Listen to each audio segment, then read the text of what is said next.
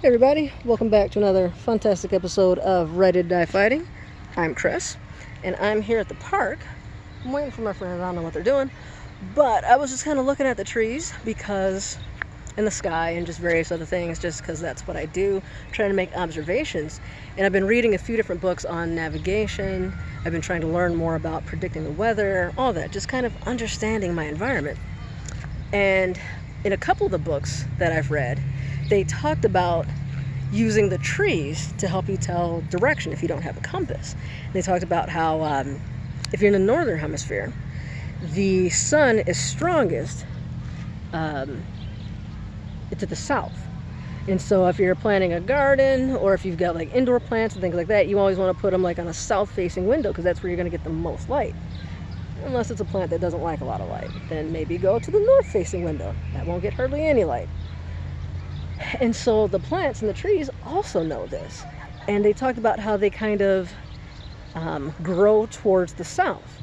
And if you look at this tree here,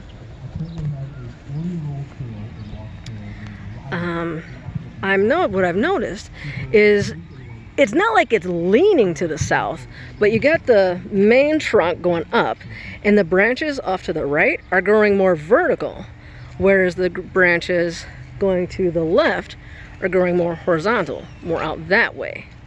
And so, coincidentally, that way is south.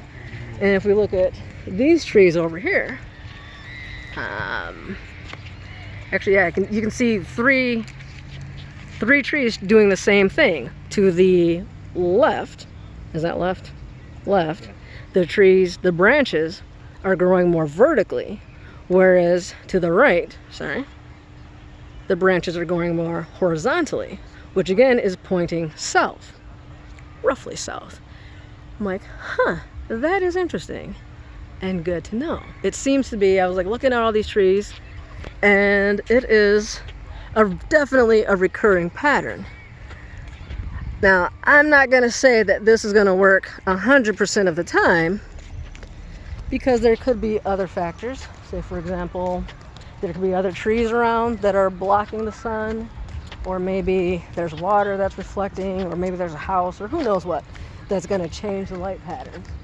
But with all these trees, I'm seeing this same pattern of mostly vertical branches on one side, horizontal branches on the other side. I thought that was interesting, and I'd share it with you. So, if you found that as fascinating as I do, and if you want to learn more of these little tidbits as I learn them and test them and all that, like and subscribe. Hit that notification bell, and you'll get more videos just like this one. That's an interesting